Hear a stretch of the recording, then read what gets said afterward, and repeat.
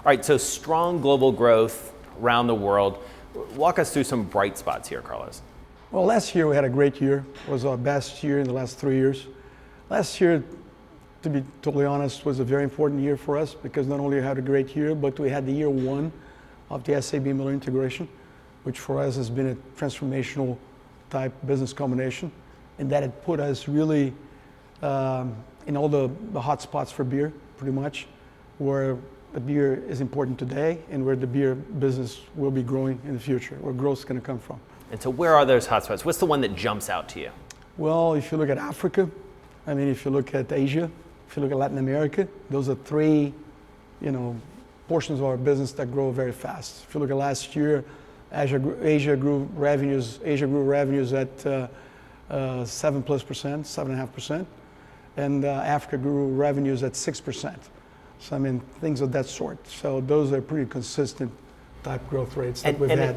And in Asia, what's driving that? What sort of brands and what sort of appetite, as it were? Well, we have some very strong markets there. We have China, that's very strong for us, Korea, Australia. And then we have some promising places where we're investing heavily, which is India, Vietnam.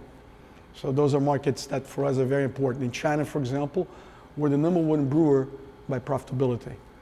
Why? Because we operate in the high end of the market. So Budweiser, the number one premium beer in China by far. And then in the super premium segment, we also lead with Stella Artois, Hoegaarden, Corona. So we have two route to markets to cover the premium segment, the super premium segment. And are you seeing success in introducing new brands in places like Asia, or is that a place where you invest in existing brands that you know are already doing well? Well, we have our global brands, Corona, Stella Artois, and Budweiser. Budweiser being our flagship global brand. Last year, for example, they grew revenues by 9.8%. And outside of their home markets, they grew close to 17%. So brands that do very well. So in our markets, we have a mix of local brands, international brands that are in many markets, but they're not global, and global brands. So in Asia, in all those markets, you have all those different segments. And the beautiful thing about having a portfolio is that you can appeal to different occasions, to different consumer needs, and different times of the day, week, and month, because you can offer different things. So you can offer premium beers, more core beers, in some markets, some value brands. But our beers are normally core plus, as we call it, premium, super premium. We built this company on this idea that let's build premium brands so consumers feel good about paying premium, so we can attract and retain the kind of people we have in the company, 200,000 colleagues in 50 countries. And Mexico has been, it seems, a bright spot, both amazing market. As a market and also as sort of a concept. Corona has been an especially good performer. Why? Well, Mexico has had an amazing, we've been there for 4 years now, and the 4 years have been like high single digits to double digit revenue growth, volume growing, we're investing capacity. Today we're capped in Mexico a little bit by capacity because not only the domestic market's doing very well, but the export side of the market, the export side of the business also doing very well. So people love Mexican beer. What love is Mexican beers, I think Mexico has a lot of things that appeal to people. Mexican beers are connected to exotic locations, the beach scene, vacation. So there are a lot of good escapism, peace of mind. So there are a lot of things that Mexican beers connect, and consumers think are totally legit for those beers to carry that kind of positioning in their minds. You talked about the strength of Budweiser as a brand globally. It's been a little bit tougher, closer to home. It feels like Bud and Bud Light. What do you need to do here in the United States to sort of boost those brands? Well, Budweiser is doing amazingly well around the world. It grows everywhere in the world. This year is going to be very important for Budweiser. It's the FIFA World Cup, soccer. And that's a year where Budweiser normally grows from where it is to a new plateau, and it pretty much stays there afterwards. So we're introducing also Budweiser to new markets from the SAB countries, and it's doing phenomenally well. So it's a very strong brand. It carries a lot of the values that made the brand big in the US, like freedom, option to have a better life, sports, music, a lot of American iconic sports and music. So that's something that travels really well across the world. And does it still big seller for us. Right. And does it still travel well within the United States? What do you need to do to ensure its place in the sort of American domestic zeitgeist? It does. I mean, if you look at what we do in the summer when we put America on the label, that's something that consumers love it. It's something that only Budweiser can do. It's an iconic brand in the U.S. Has been around since 1876. Actually, we've been in business here in the U.S. for more than 160 years because the business started actually in 1852. And we employ 18,000 colleagues around the U.S. We have 22 breweries, and we have a commitment through 2020 to invest further $2 billion in upgrading systems, adding capacity, investing in new things in the market like innovation, new packages. So it's a very active market for us, very important market for us, the U.S. market. And you mentioned sort of putting America on the brand. Is there more to come in terms of the way that you position Budweiser? For sure. Starting in April 2018, next month, we're going to have Budweiser being 100% brewed with renewable electricity.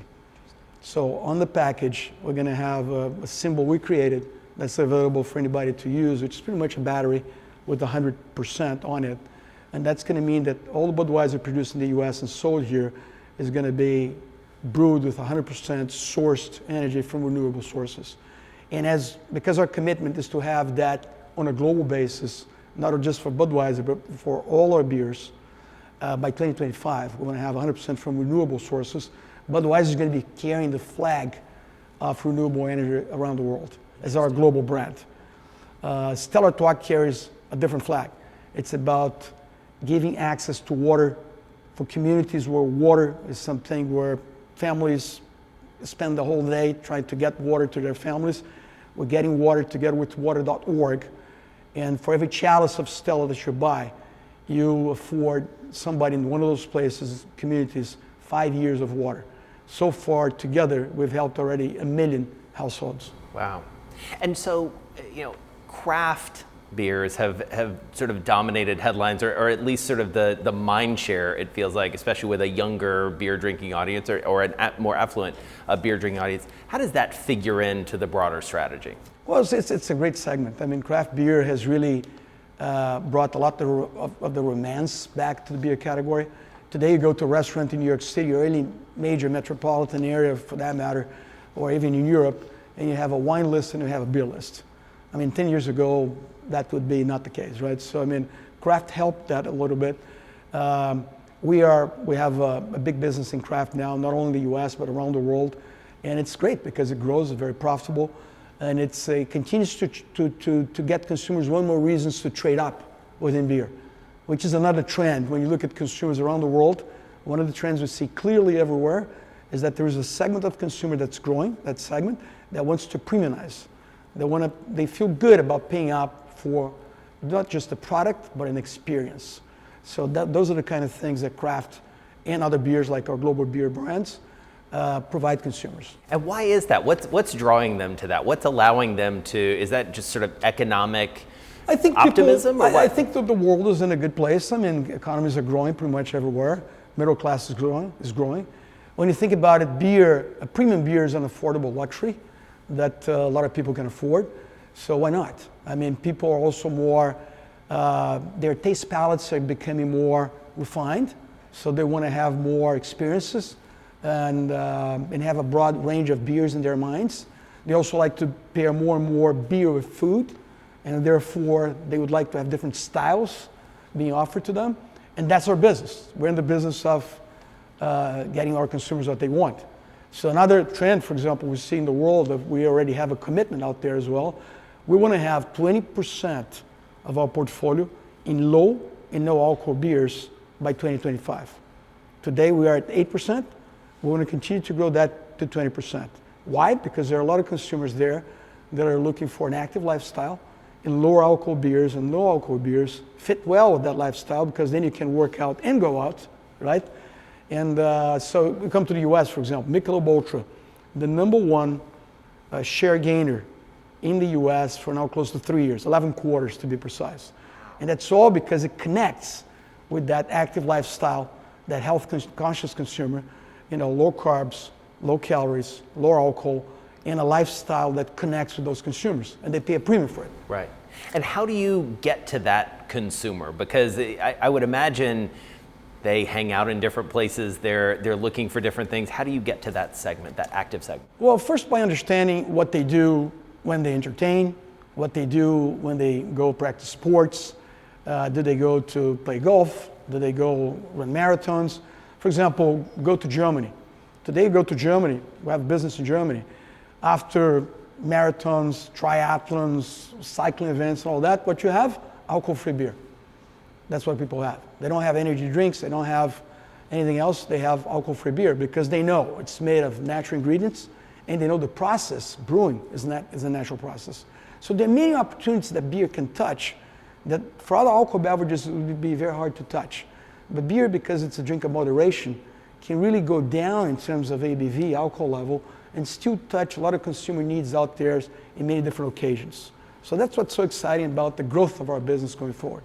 It's about growth. Before we move on, just going back to craft for 1 second, there has been some speculation that maybe craft has peaked a bit. Do you think we're there, or is there still room to grow in the craft business? The rate of growth has come down for sure in the US, but still growing. We had, I think 2 years ago, it was pretty much flat, but now it's a bit back to growth. But of course, not the double-digit thing we saw in the past. But if you look around the world, nothing like the US, craft continues to grow, but at a much lower rate around the world as well. So it is interesting because, again, it's a segment where you have high margins, where you have consumers that are trading up and willing to pay a premium for it. So you have margins, you have growth, and you have consumers that maybe were not so connected to beer. Then now with the different styles and different variants and all that, they're coming back to beer, which is also something important to continue to grow the pie, the category. Right. You mentioned sort of broad optimism on a consumer basis. A CEO like you sees such an amazing array of consumers. What is behind that optimism? And are there places where people are feeling especially good right now around the world as you travel? Yeah, I think when you look at the economy, GDP growth and all that, the world is in a moment today where a lot of the stars are aligned. So a lot of countries are growing, a lot of regions are all growing. On top of that, in the emerging markets where we have most of our business, you have unstoppable trends. People living longer, health conditions are better, middle class is growing, education is getting better, governments are more accountable, social media is a big part of that for population to put pressure on all sorts of levels of government to be more accountable. So these are trends that are unstoppable. So they're there to stay. Sometimes you hit a bump, there is a crisis because there is a government change or because there is a currency problem or commodity cycle. But then again, those trends come back up again because those are fundamentals that don't change because of 1 or 2 years. They're what we call unstoppable trends. And that's what gives us the optimism. And that's why we think our category is so great. When you look at food and beverage today, beer, on average around the world, it's growing volume in dollars. And it's premiumizing. So in terms of possibilities of what we can do with no alcohol, low alcohol, premium, global brands, local brands, styles, food pairing, new occasions, many things that beer is really suited for it. You talked a little bit about this being 2017 being sort of year one of this new company. I mean, Yes. It was an audacious sort of merger of sort of a combination of companies. What's the biggest learning from that combination, and what sort of appetite do you have going forward for more consolidation or more acquisition? Well, first, this combination has been really has been an amazing opportunity for us. When you think about it, I mean, our footprints in terms of markets where we are present was really totally complementary. So when we put the two together, there was hardly any overlap. So it's really about complementarity, not only of footprints, but also skill sets. Because we grew in different markets as companies, when we combined, we're able to exchange a wealth of knowledge, and we learned a lot from our new colleagues. It was the first time from all the business combinations we've done the last 15 years that we used the name intellectual synergies, because we really learned a lot with our new colleagues. One of the things we learned, for example, is something that's called the category expansion model. And it's all about this idea that if you understand better consumer trends, where they're headed, where you are and where it's likely to be 3-5 years from now, you look at where your portfolio is today in terms of pairing with existing occasions, and you project what consumers are and therefore which occasions are going to grow, and you start having conversations about your portfolio, the role of each brand, and resource allocation, that's a very rich discussion to have. And then you start looking about what's around beer, the things that we call near beer, things that beer, like cider, for example, things that are close to beer, not necessarily beer, but they can appeal to adjacencies of beer. So all this category expansion framework brought us a lot of knowledge that our new colleagues have been accumulating for 8 years, and that's now at our disposal as a new combined company. So this idea that together we can do more. And is so, totally there. Sorry to interrupt you. And so as you hear those ideas, does that make you say, maybe there's some things out there that we should buy? Or are you more in a build mode at this moment? In our company, 99% of the people, in terms of time, including myself, we dedicate ourselves to build the organic business. We have an amazing footprint, amazing global brands, amazing talented people. We have scale. So we have everything, and we have this category framework now. We have global brands. We have all the things that, when put together and put to work together, can continue to generate organic growth for a long time.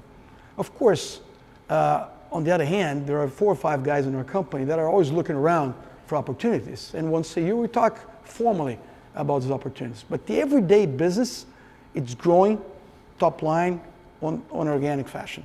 That's what we do for a business, and trying to do it in an efficient way. And are those 4 or 5 guys knocking on your door a lot these days because there's a lot to buy? What's your sense of what's out there right now? Well, they knock on my door sometimes because, of course, sometimes there are bolt-on things that are much smaller that we do. For example, on the craft side of the business, we've gone to all markets where we operate around the world and tried to anticipate the craft emergence by sometimes acquiring small, promising craft, or taking a craft from another country and introducing that country. So having a craft portfolio. But those are small things, bolt on. The big things, of course, they don't happen every day. But again, our focus is on the organic growth. And as you think about sort of the big strategic pushes, sustainability has been something that you have talked about a lot, that Yes. people around the company have talked about. Why and where are you at this moment? Sustainability is our business. When you think about beer is water, 95% is water, and agricultural products, grains, barley mostly. So we have to have an environment that's sound so we can have access to water and we can have agricultural products that are amazing in terms of quality. So we can continue to brew the great beers we do. So sustainability for us, we learned a long time ago, and we've been on this journey for a long time. The sustainability is not like a small part of our business, is our business, because our business is connected to agriculture and water. And because we brew most of our beers in the communities where we operate, where we have our breweries. So think about that. We have 50 plus countries where we operate. We sell in more than 100, but 50 plus countries where we have operations. In each of those countries, we have from 8 breweries to 40 breweries, 40. So imagine the number of communities that we touch. And beer, different than other business where you manufacture in one place and export to all places around the world. We brew beer, we hire our colleagues, we buy and procure what we need locally, and we sell locally. So we're totally tied to that community. So we need that community to thrive, and that environmental conditions there to be sound. So we have access to water and grains, so we can produce great beers. So different than other business, our business connects a lot with communities, and that's why this time around, in this new wave of targets that we're committing externally, we've done that a couple of times already in the past, since 10 years. This time we decided to go broad and look at our whole supply chain, as opposed to just our 4 walls, from the field, agriculture, all the way to logistics, transportation, and we're opening up to partnerships. Because the issues we're trying to tackle in terms of agriculture, water, circular economy, in terms of packaging, and energy, renewable energy and carbon footprint, are big issues that can only be solved if you team up with governments, NGOs, inventors, startups. So we're going to use what we already do in the company in terms of teaming up with startups for new ideas. We're going to use that technology that we have at our business unit called ZX Ventures, and now in the sustainability part of the business, which again is our business. So we're going to have boot camps, and we're going to have accelerators for ideas that will come through crowdsourcing methodology to solve some of the problems that are there. And the first batch of those problems we're going to post in June this year. And so does that all require meaningful additional investment from the corporate perspective, or how do you pay for all this? Well, we pay for all this just by running our business in a responsible way when you think about it, because again, we need the water. So if you're in a community where water is something that's scarce, or that you have droughts from time to time, you need to connect to the community and see how best you can manage that water system so us in the community will have access to water. So we need to do that as part of the business. This is cost of doing business. For example, on the other side, if you go to the renewable energy side, the people that are from which we're buying the renewable energy will have to invest around $2 billion for us to get to 100% renewable energy being procured to brew our beers around the world through 2025. And by the way, we're going to have half already contracted by the end of this year. So we're trying to go fast. You've talked a lot about sort of the global reach and all the countries that you're in. From a global economic perspective, we are at a time where trade is very much top of mind. Global trade is very top of mind. We've heard about tariffs here in the United States. How does that play through to your business at this moment? Well, we try to think always about our consumers, right? So, I mean, we think that if this or that approach is better for our consumers, that's what we would like to see out there. For example, when you put tariffs on aluminum in the US, for sure that will increase the price of beer for consumers. So, for example, if 10% on aluminum at the current prices, that will represent 2 to 3% more pricing for the consumer. That, when you think about it, it's more than inflation. So if you think that our business, like any business, out there, has an inflation pressure on your cost structure, that will add double inflation in there. So to have 1.5 to 2% inflation in the US, plus 2 to 3% just on the aluminum piece. So of course that will be a burden for our consumers. So again, we're trying to do what's best for our consumers, and some things are not necessarily good for them. And so how do you sort of model that in, or do you make strategic decisions now, or are you in a wait and see mode to see how this all plays out from a global perspective? Of course, so we all want to see that the world continues to grow. As I said previously, the stars are aligned. I mean, most major markets in the world are having good economic growth. People are optimistic about the future. So we hope that this tariff or anything of that sort doesn't take the energy out of what we see out there today. You have been in this role in one form or another since, I believe, 2005, leading this company in some way or another. How would you characterize your own leadership style through that whole period? Well, first, I think I have the best job in the world. I mean, I love what I do. I love our beers, I love our people, and I have an amazing group of people with me. Second, I mean, we built our business based on very simple values and premises. It's all about what we call a big dream, a big idea that gets people excited, passionate, committed. It's about attracting, retaining, developing the best people that we can attract, because only great people can dream big, think big, and also this idea of ownership. We are the company. I mean, and people is the only sustainable competitive advantage we have. And the company's myself and 200,000 colleagues, we're the company. So if we're excited, learning, rowing the same direction, understanding why we're doing things, why we made that decision, and committed and passionate about our beers and our consumers, the company will grow. If this is not the case, the company will stall. So we invest a lot of time trying, and we recruit 90% of our people out of college, so we believe that that's the best way to do it. So we invest a lot of time trying to find those people, trying to get them the right value set. We have something called our 10 principles. It's on our website. It's all about this: big idea, best people, ownership. And we love our beers. I mean, we're brewers. We've been in this business since 1366, so more than 600 years, and we intend to be here forever. We're brewers. A little bit of a personal question. I understand you're going back to make a speech at Stanford, where you went to business school. That's right. And I believe I have this right, that you were essentially recruited by Jorge Lemon out of business school, right? To come into the family, as it were. Actually, George Lemon was the person that gave me a scholarship, right, that made it viable for me, right, to go to Stanford Business School. And I'm class of '89, so when I graduated, I came back to work with him and his partners. And at the time, they were acquiring the control of the Brazilian brewer called Brahma, 1989, right, that started together with the European company that came from Belgium. With 600 years of history in Brazil. We started in 1888, Brahma. So we put those two companies together, and then we started expanding more and more. And so as you think back, I mean, that was a big risk that you took, right? To sort of join this nascent company, you know, down in Brazil. You know, so what's your message going to be? Not to give away the secrets of your address, but what's your message going to be about sort of taking that chance as you think back to those days in 1989? Well, I'm a very humble person, so I hope I'll be able to craft a message that people will think it's interesting. But one thing you said is it's true. I took a bet because I chose people and culture before anything else. To tell you the truth, the offer I had from Georgia to come back to Brazil at the time was 20% of the highest offer I had in terms of total package. So 80% less? 80% less. And everything else would be variable, no guarantees. So 20%.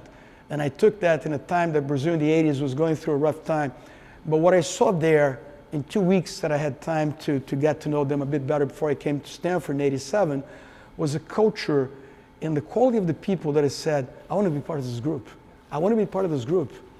And if I have to invest and bet by taking an 80% cut to join this group, I'm willing to take that bet because that group is very different from anything else, other companies that I've worked with before. You know, it's fast, it's agile, it's about young people, ideas. It's about doing the right thing, no shortcuts, building a business to last. At the end of the day, is this, building a business to last.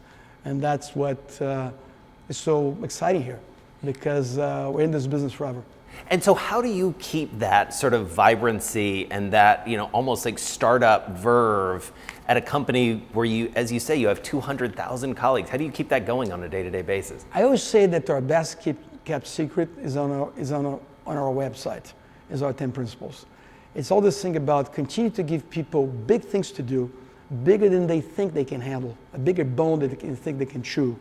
Continue to attract amazing people by having informal, honest, open environment or opportunities come up much faster than in a traditional company. And this idea of ownership, that people understand that this is not a job, this is part of our lives. And we want people here to be here as owners because owners care about the short and the long term, because they'll be here to live the consequence of their decisions. So that's why we like owners. And we try to create an environment where people think every day, this is our company. And every decision I make here, I'll be here 10, 15 years from today to live those consequences. So again, building something that we can look back and be proud of and to say I was part of that. That's what we're trying to build.